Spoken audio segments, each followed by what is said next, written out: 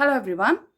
இன்னைக்கு லெசனில் இங்கிலீஷில் ரொம்ப ஈஸியாக நம்ம பேசுகிறதுக்கு டெய்லி தேவைப்படுற ஒரு 11 கொஸ்டின்ஸ் பார்க்கலாம்.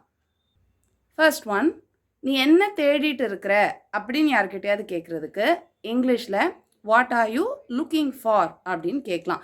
வாட் ஆர் யூ சர்ச்சிங் அப்படின்னும் நம்ம கேட்கலாம். பட் சர்ச்சிங் அப்படின்றத விட இன்னும் கொஞ்சம் நல்லா கேட்கணும், ஒரு கொஞ்சம் அட்வான்ஸ்டாக இல்லை ப்ரொஃபஷ்னலாக ஃபார்மலாக கேட்கணும் அப்படின்னு நினச்சோன்னா what are you looking for அப்படின்னு சொல்லிட்டு கேட்கலாம். நெக்ஸ்ட் ஒன், இது உனக்கு ரொம்ப பழக்கமானது தானா அப்படின்னு சொல்லி யார்கிட்டயாவது கேட்குறோம் அப்படின்னா அதுக்கு இங்கிலீஷில் is this familiar to you, is this familiar to you அப்படின்னு சொல்லிட்டு கேட்கலாம். இப்போ ஒரு இடத்துக்கு போகிறோம், இந்த வழி உனக்கு பழக்கப்பட்ட வழி தானா, இல்லை வண்டி ஓட்டுறது பழக்கமானது தானா, இந்த மாதிரி எந்த விஷயமா இருந்தாலும் இது உனக்கு பழக்கமானது தானா, பழக்கப்பட்டது தானா அப்படின்னு கேட்குறதுக்கு is this familiar to you அப்படின்னு சொல்லிட்டு கேட்கலாம். நெக்ஸ்ட் ஒன், ரொம்ப நாள் கழித்து நம்ம யாரையாவது பார்க்குறோம் அப்படின்னா இவ்வளோ நாளாக எங்கே போயிருந்த அப்படின்னு கேட்போம்ல. ஸோ இவ்வளோ நாளாக எங்கே போயிருந்த அப்படின்னு சொல்லி கேட்குறதுக்கு where have you been all these days, where have you been all these days அப்படின்னு சொல்லிட்டு கேட்கலாம். நெக்ஸ்ட் ஒன், இது ரொம்ப காமனான ஒரு கேள்வி. யாராவது லேட்டாக வந்தாங்க இல்லை ஃபோன் பண்ணி லேட் ஆயிடுச்சு, எங்கே இருக்கிற, டிராஃபிக்கில் எதுவும் மாட்டிக்கிட்டியா அப்படி கேட்போம்ல.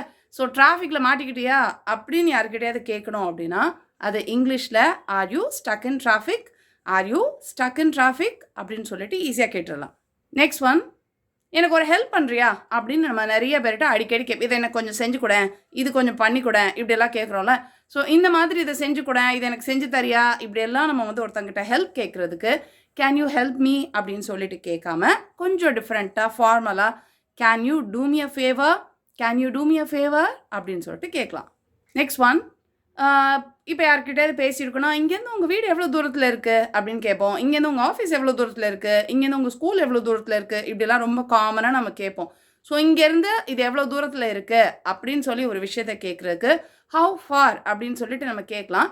இப்போ ஃபார் எக்ஸாம்பிள் உன் ஆஃபீஸ் இங்கேருந்து எவ்வளோ தூரத்தில் இருக்குது அப்படின்னு நம்ம கேட்கணுன்னா how far is your office from here, how far is your office from here, how far is your school from here, இந்த மாதிரிலாம் கேட்கலாம். நெக்ஸ்ட் ஒன், நான் சொல்கிறது உனக்கு புரியுதா இல்லையா அப்படின்னு கேட்போம்ல. ஸோ இதை நம்ம டூ யூ அண்டர்ஸ்டாண்ட் அப்படின்னு கேட்டோம்னா ரொம்ப பிளெயினாக சிம்பிளாக இருக்கும். இது நிறைய வாட்டி நம்ம கேட்டிருப்போம் டூ யூ அண்டர்ஸ்டாண்ட் அப்படின்னு. ஆனால் இப்படிலாம் யாரும் இப்போ கேட்குறதே இல்லை. ரொம்ப அட்வான்ஸ்டாக ஆயிடுச்சு, ரொம்ப ஃபார்மலாக, ரொம்ப ஸ்டைலிஷாக அப்படி தான் எல்லோரும் பேசுகிறாங்க. ஸோ நம்மளும் கொஞ்சம் கேஷுவலாக பேசணும் அப்படின்னு நினச்சோன்னா டூ யூ அண்டர்ஸ்டாண்ட் அப்படின்னு கேட்குறது பதிலாக are you getting me, are you getting me அப்படின்னு சொல்லிட்டு கேட்கலாம். நெக்ஸ்ட் ஒன், நம்ம ஏதோ ஒரு விஷயம் செய்யும்போது எப்போ பார்த்தாலும் நம்ம பக்கத்தில் இருக்கிற ஃப்ரெண்ட்ஸ் கிட்ட ஒரு ஐடியா கேட்போம். நீ என்ன நினைக்கிறத பற்றி, இது உனக்கு பிடிச்சிருக்கா இல்லையா, நீ என்ன சொல்கிற அப்படிலாம் கேட்போம்ல. ஸோ இந்த மாதிரி நம்ம பக்கத்தில் இருக்கிறவங்க கிட்ட ஒரு சஜஷன் கேட்குறோம் அப்படின்னா அதை இங்கிலீஷில் what you think about it, what you think about it அப்படின்னு சொல்லிட்டு கேட்டுடலாம். நெக்ஸ்ட் ஒன், இது ரொம்ப ஒரு காமனான ஒரு கேள்வி. இதோட விலை என்ன அப்படின்னு சொல்லிட்டு கேட்போம்ல.